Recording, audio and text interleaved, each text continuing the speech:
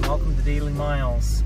Weekly miles now, daily miles and a little bit more. All right, so let me catch you up. This morning, I woke up with a pain in my stomach. And that stomach pain, as it turns out, was a pain I've experienced before. And that, my friends, is food poisoning. Yeah, awful. It's exceptionally painful. Those of you that have had it before, it's like no other pain. It's short, intermittent, and every time that you eat, it makes it worse. I don't know how I got it because I'm usually very clean with how I prepare food, but clearly I have a touch of food poisoning. It's not a stomach flu, it is definitely food poisoning. And there's a distinct difference. I've had a stomach flu before. This is not that. The recommended remedy for food poisoning is nothing, because it really just needs to pass. It needs about 24 to 48 hours to pass. However, I've had food poisoning that lasted 4 to 6 weeks. 2014, I was on my way back from Buenos Aires, and I had gone to my favorite restaurant about 2 nights before I left BA, and that's El Pinguino, and I'll put it up on the screen for you. Great place.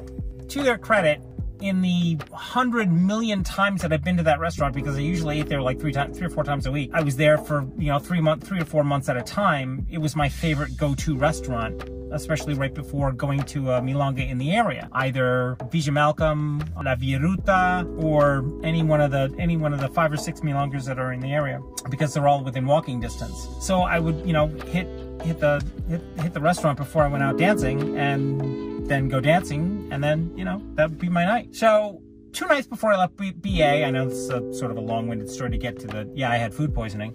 2 nights before I left BA, I went, had my usual butterfly steak, fries, and tiramisu. And then the next morning, I'm scheduled to leave the next day, that evening. Sorry, I'm scheduled to leave that. I've got everything packed, and I wake up with this nasty pain in my stomach. I'm like, what the and I was sweating, and I didn't throw up or anything. It was just like it all came out in not a nice way. So I ended up going to the hospital, and sure enough, he says to me, the doctor, spoke perfect English. He says to me in no uncertain terms, "You have food poisoning." I'm like, oh my God. He says, "Where did you eat? What did you eat?" Because that's probably the only way that could have happened. Or it's either that or a tainted water source. And I'm like, well, I don't usually drink a whole lot of water, so it's probably, something I ate. He said, where did you eat? And I told him, he's like, I've been to that place before. They're really good. And he's like, I don't know what happened. You got a bad touch of something. So, I got on the plane that night, and, oh God, I'm dying every 20 seconds because it's just like, and there's nothing you can do for it except for, maybe Pepto-Bismol, or at that point in time, Imodium AD. And they didn't have any. So you basically just had to suck it up. Anyways, long story. Tangent. Anyways, that's how I knew this morning when I woke up this morning that I had food poisoning, because the pain was exactly the same as the last time. I'm like, Jesus Christ. Not fun, my friends. To make a long story short, I have food poisoning. So when you have food poisoning, there is a prescribed diet, and that diet is brats, bananas, rice, applesauce, and toast, and nothing spicy at all. And this is after about 24 to 48 hours. I'm in still that 24-hour period, so I'm gonna go get some rice, applesauce, and toast, because I hate bananas. Hate. On top of that, I got a call from my care advocate at my insurance company, and she's like, I just wanted to touch base with you that I've been trying to get you into Redwood Medical Center for like since we last talked, which was like, 10 days ago. And I've talked to them at least 5 or 6 times, and they're like, yeah, we don't have space for him yet. In another 2 weeks, maybe. You do realize, of course, that, and she's made this, like several times, she's impressed upon them several times. He has a DVT, deep vein thrombosis. He needs to see a PCP today. And they're like, there's nothing we can do for you. If that shit travels to my lungs, I'm dead.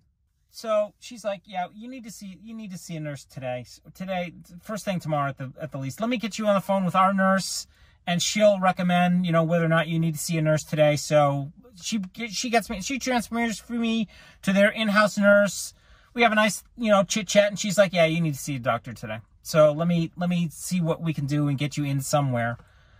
And just to make sure that the DVT hasn't done anything crazy. So I have an appointment tomorrow morning with Open Door, whatever, some medical center in the area, to go look at my DVT.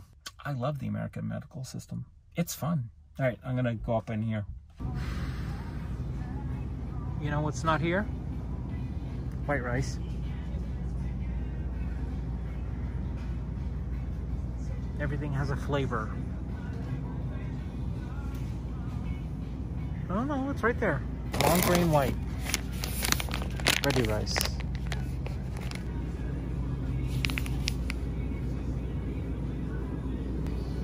Apple juice, apple sauce, preferably with no sugar added.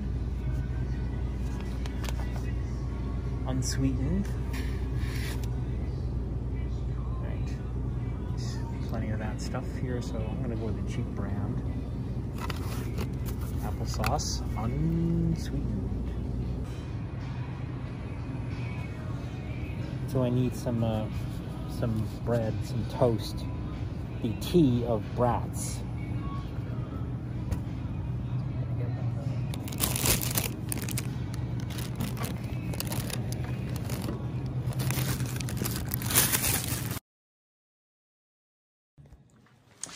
You know, all these rooms pretty much look the same. It's the next day. I am at Open Door, and the reason I'm here is to get my DVT checked out to make certain that it's breaking up or that it's not moving into my lungs, which would be very, very, one more time, feeling very bad. That would be an embolism in my lungs, and that's not good at all in any way, shape, or form. So, I'm getting it checked out, making certain that things aren't making things worse. It's been 10 days since my, at least 10 days since my, since the blood clot got looked at the first time in the ER, and my PCP, primary care physician, is, that appointment is not going to happen for another 2 weeks. By that time, I could be frickin' dead. So we're going to take a look at this puppy right here. There it is right there. You can see it. That discoloration right there in the center of your screen, that's the DVT.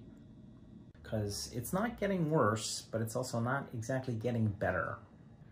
There's something I don't see every day. Condoms. I have no use for the damn things. But I was just sitting here thinking to myself, I have no use for those things.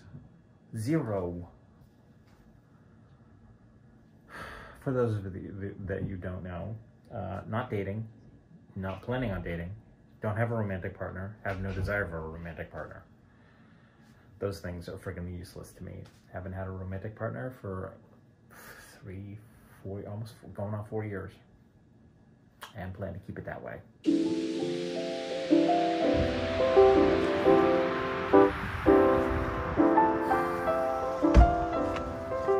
Little kitties.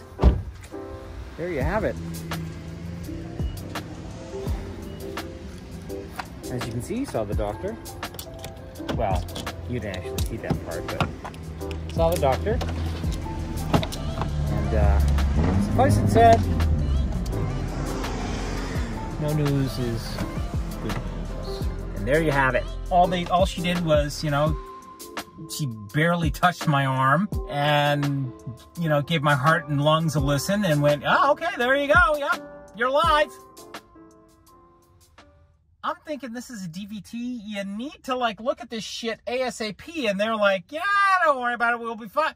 Talk to your PCP in 2 weeks or 2 or 3 weeks. I'm like, doesn't this need to be looked at on a regular basis? Yeah, Anyways, to make a long story short, she just seemed rushed and needed to take care of her business and just get me in and out. Like, he's not dying. Great. I'm not dying. But it just feels a little weird. And if I up and die, it's your fucking fault, sweetheart. Anyways, to make a long story short, much shorter, I'm now obviously, all the doctor did was tell me, give me a prescription, up my prescription for more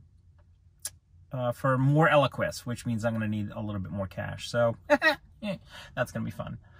But I don't need it today. I'll refill it later on. That's later on down the line. That's like, another 2 weeks from now. So I don't need money today. I'll need it 2 weeks from now. That's later. All right, kiddies. I know. It's not fun. I hate seeing doctors. I hate coming to these things. I hate it. Here, take this pill. Go to the... Not how I want to spend my time. Anyways, there you go. That is today's update. Thanks a bunch for listening. Thanks a bunch for watching. I appreciate your time, your patience, and your patronage. And I look forward to seeing you in the next daily